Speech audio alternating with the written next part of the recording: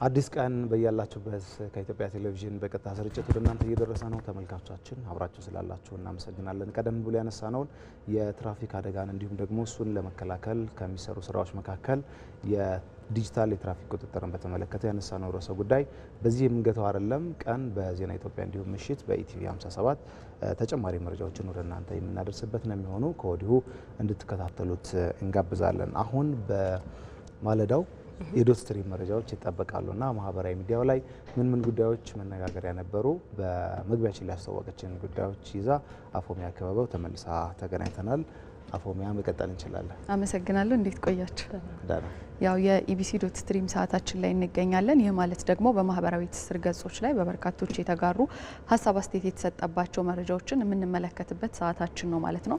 በትላንትናው ዕለት 83ኛው የአርበኞች ቀን መታሰቢያ በዓል በ4 ኪሎ መታሰቢያ ሐውልት ስፍራ ባለበት አካባቢ በደማቅ ሁኔታ ክብሩን በሚመጥን መልኩ ተከብሯል። በክብረ በዓሉ ላይ የኢፌዴሪ ፕሬዝዳንት ታዬ አጽቀሥላሴን ጨምሮ የተለያዩ የመንግስት ኃላፊዎች በተገኙበት የአበባ ጉንጉን የማኖር እንዲሁም ደግሞ በሽለላና በፉከራ ሲታሰብ የዋለ ቀን ሆኖ ነበረ። ከዚህ ጋር ተያይዞ እንግዲህ በትላንትናው ዕለት በርካታ ሀሳቦች ሲነሱ ነበረ። ሀገራችንን የዛሬ ገጽታዋን እንድትይዝ ሉዓላዊነቷ ተጠብቆ የሕዝቦቿ ጥቅም ሳይነካ ለእኛ ለማስረከብ እንግዲህ አባቶቻችን የደምና የአጥንት ዋጋ ከፍለውልናልና እኛስ እሱን እያስቀጠልን ነው የሚለው ጥያቄ ሲነሳ ነበር። ከሱም በተጨማሪ የዘመናችን አርበኝነት ደግሞ ምን መምሰል አለበት የሚለው ላይ የተለያዩ የታሪክ ተመራማሪዎች ሀሳባቸውን ሲያነሱበት የነበረው ጉዳይ ነው። ሀገራችን እንደሚታወቀው የፓን አፍሪካኒዝም እሳቤን እውን ለማድረግ የምትጥር የአፍሪካ ህብረት መቀመጫ የሆነች የጥቁር ህዝቦች ደግሞ የነጻነት አርማና ተምሳሌት ናት።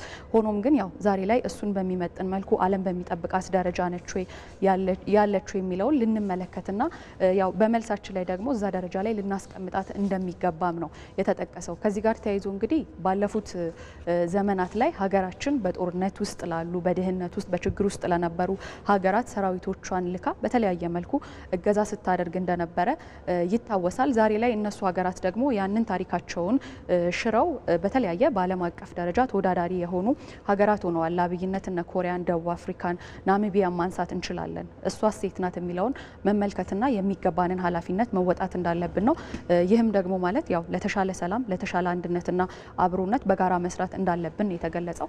ያው ታሪክ የትውልድ እድገት ቁልፍ መሆኑም የተነሳ ጉዳይ ነው። በዚህ ሂደት ውስጥ ግን ከታሪክ ውስጥ ስንወስድ የማያስፈልጉንን ትርክቶች እያስወገድን እነሱን ላለመድገም መጣር እንዳለብን፣ ለአንድነታችን ደግሞ ያው በመካከላችን ያሉ ችግሮችን፣ ክፍተቶችን መሙላት እንደሚገባ ሲነሳ የነበረ ጉዳይ ነው። ከዘመናችን አርበኝነት ጋር ተያይዞ ደግሞ እኛም እንደ ትውልድ ያሟላናቸው ወይም ደግሞ ያሳካናቸው ነገሮች አሉ። ከዚህም በአብይነት የታላቁ የኢትዮጵያ ህዳሴ ግድብ ተጠቃሽ ነው። በተለይም ውሃው የኔ ነው መሬቱ የናንተ ነው የምትለዋን ግብጽና የሌሎችንም የዓለም ሀገራት ጫናን ተቋቁመን ገንብተነዋል። መጪው ዓመት ላይ ደግሞ ሪባኑን እንደምንቆርጥ ይታወቃል ማለት ነው።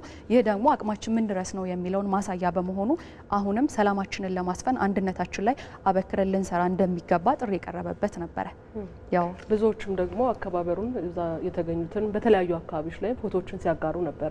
ልክ ነው። በጣም የሚያማምሩ በኢቢሲ ዶት ስትሪም ያው ተመልካቾቻችንም እንደውም ካመለጣቸው ገብተው መመልከት ይችላሉ። በጣም የሚያማምሩ በዓሉን የሚመጥኑ ምስሎችን ስናጋራ ነበረ። በተለይ ይሄ ፎቶ እለቱን በደንብ የሚገልጽ ይመስለኛል። አዎ በጣም በብዙዎች በየትኛውም ቦታ ብትሆኚ ስሜት ቢያጋራ ፎቶዎችን እያየ ነበረ። ልክ ነው። እና ያው የዘመናችን አርበኝነት የሚለውም ሀሳብ ትኩረት ተሰጥቶት እንዳለፈ ለማንሳት ያክል ነው። ወደ ተከታዩ መረጃችን አልፋለሁ። ያው ባለፉት ቀናቶች ውስጥ በዓለማችን ላይ በርካታ የሆኑ የቴክኖሎጂ ግኝቶች ለአብይነትም በውሃ ላይ ማረፍና መነሳት የሚችል አውሮፕላንን መስራቷን ቻይና ይፋ አድርጋ ነበረ። ከዚያም ደግሞ ተከትሎ ሰርጓጅ የሆነ መርከብን በውሃ ውስጥም ከውሃ በላይም አገልግሎት መስጠት የሚችል ሰው አልባ የሆነ መርከብን ይፋ አድርጋ ነበር። አሁን ደግሞ ወደ አውስትራሊያ አንድ መረጃ ተጋርተናል። ኢንካት የተባለ ለአለፉት 4 አስርት ዓመታት በዘርፉ በርካታ የሆኑ የመርከብ ግኝቶችን ሲያበረክት የነበረ ኩባንያ ያው የዓለማችን ግዙፉን የሆነውን የኤሌክትሪክ መርከብ አጋርቶናል። መርከቡ 130 ሜትር ርዝማኔ እንዳለውም ተገልጿል። በውስጡም እንግዲህ 250 የሚሆኑ ባትሪዎች ያሉት ያሉት ሲሆን 40 ሜጋዋት ያህል ደግሞ ኃይል ማከማቸት አቅም አለው። ከኃይል ማከማቸት አቅሙ ጋር በተያያዘ ደግሞ 8 የሚሆኑ የውሃ ጀቶች በውስጡ ስለተከማቹ ከዚህ ቀደም ከተሰሩት በ4 እጥፍ ደግሞ ከፍ ያለ እንዲሆን አቅሙን አስችሎታል ማለት ነው። ያው ሲናገር ባለፉት በርካታ ዓመታቶች ውስጥ የተለያዩ ግኝቶችን አበርክተናል። ይህ ግን በጣም ግዙፉ ፕሮጀክታችን ነው ሲል ገልጿል ማለት ነው። ወደ 2100 ተሳፋሪዎችንና ከ225 በላይ ደግሞ ተሽከርካሪዎችን ሙሉ በሙሉ በኤሌክትሪክ ኃይል ብቻ ማንቀሳቀስ እንደሚችል በትላንትናው ዕለት ተጋርተናል ማለት ነው። የቴክኖሎጂ ግኝቶች እያስገረሙን ይገኛሉ።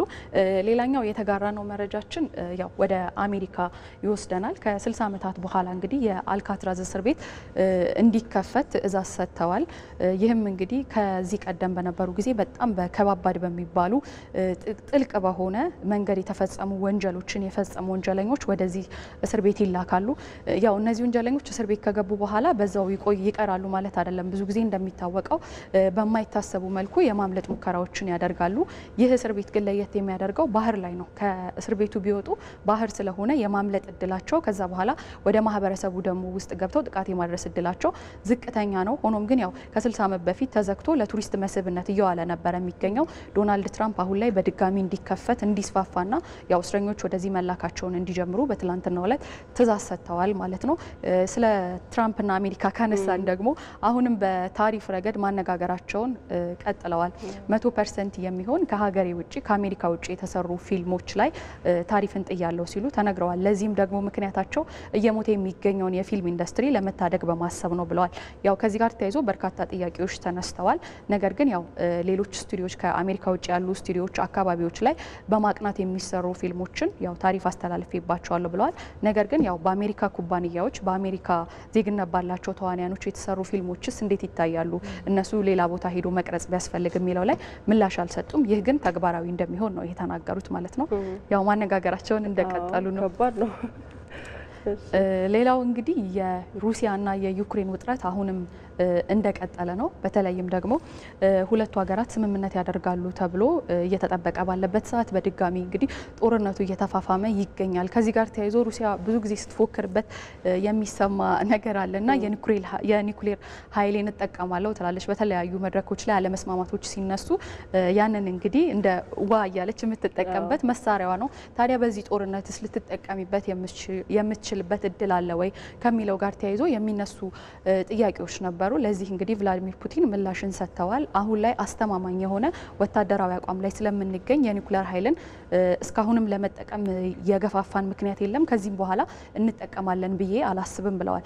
እንደሚታወቀው እንደ አውሮፓውያን አቆጣጠር በ2014 ላይ ክሪሚያን ከይዞታቸው እንግዲህ ሲወሰድባቸው በዛ ሰዓት የነበረን ወታደራዊ ገጽታና አቅም የዩክሬንን ብቻ ሳይሆን የተቀረውን የዓለም ሀገራት ጫና ለመቋቋም የሚያስችል አይደለም። አሁን ላይ ግን በጣም ጥሩ የሚባል አቋም ላይ ስለሆነ ኒኩሌርን አንጠቀምም ወይም ደግሞ እንደማንጠቀም ተስፋ አለኝ ሲሉ አስተያየታቸውን ሰጥተዋል። ከዚህ መረጃ ደግሞ ከሰዓታት በኋላ ዩክሬን በሰነዘረችው የድሮን ጥቃት ወሳኝ የሚባሉ በተለይ አሁን ላይ ጥቃቶቿ ሞስኮ ላይ ትኩረታቸውን ያደረጉ ናቸውና ወሳኝ የሚባለው የአየር ማረፊያ ላይ ጥቃት ሰንዝራ ነበረ። በዚህም ዋና ዋና 4 የአየር ማረፊያዎች መዘጋታቸው ለሰዓታት አገልግሎት እየሰጡ እንዳልነበር ተገልጿል ማለት ነው። ያው ይህም አንድ የተጋራ ነው መረጃ ነው። ከዚህ ጋር ተያይዞ እንግዲህ ያው አሜሪካ እየሞከረች ያለችው የሰላም ስምምነት ምን ይዞ ይመጣ ይሆን የሚለው የሚጠበቅ ነገር ነው። ሆኖም ግን የፋሲካ በዓልን ተመልክቶ ለ30 ሰዓታት የተኩስ አቁም ስምምነትን ሩሲያ በተናጠል አድርጋ ነበረ። ወዲያው ግን ያው በዓሉ እሁድ ሌሊት አካባቢ ነው ያንን የተኩስ አቁም ስምምነት በማፍረስ ወደ ጥቃት የገባችው።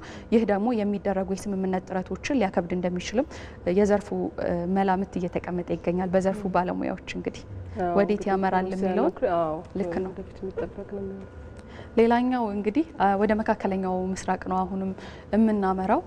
ጦርነት ላይ የመቋጫው መረጃም ጦርነት ላይ ትኩረቱን ያደረገ ነው። የእስራኤልና የፍልስጤም ሽኩቻ አሁንም እንደቀጠለ ነው። እነሱም እንግዲህ ለ2 ወራት የተኩስ አቁም ስምምነትን አድርገው ነበረ። ያው የተኩስ አቁም ስምምነቱ ሲጠናቀቅ ግን እስራኤል ሙሉ በሙሉ ታጋቾቿን እንዳላስለቀቀች ይታወቃል። ወደ 59 የሚጠጉ ታጋቾች በፍልስጤም ወይም ደግሞ በሀማስ ስር ይገኛሉ። ከነዚህ መካከል 24ቱ በህይወት አሉ ተብሎ ይገመታል።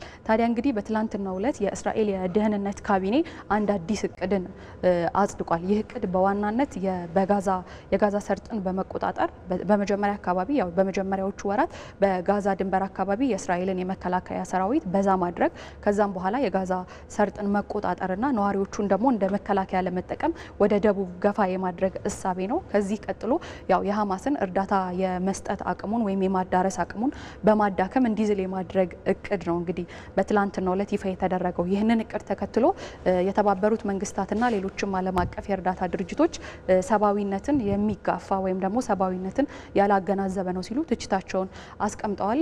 ሐማስን በበኩሉ ፖለቲካዊ ማስፈራሪያ ነው፣ ከአግባብነት የራቀ ነው ብሏል።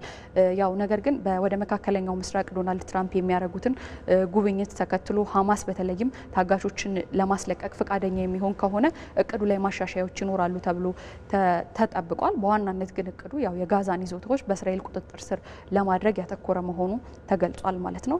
አንድ የተጋራ ነው መረጃችን ነው ማለት ነው። ያው የማህበራዊ ሚዲያዎች ትላንት ውሏቸውንና ምሽቱን እነዚህ መረጃዎች በዋናነት ሲያጋሩ ቆይተዋል። እናመሰግናለን። አመሰግናለሁ።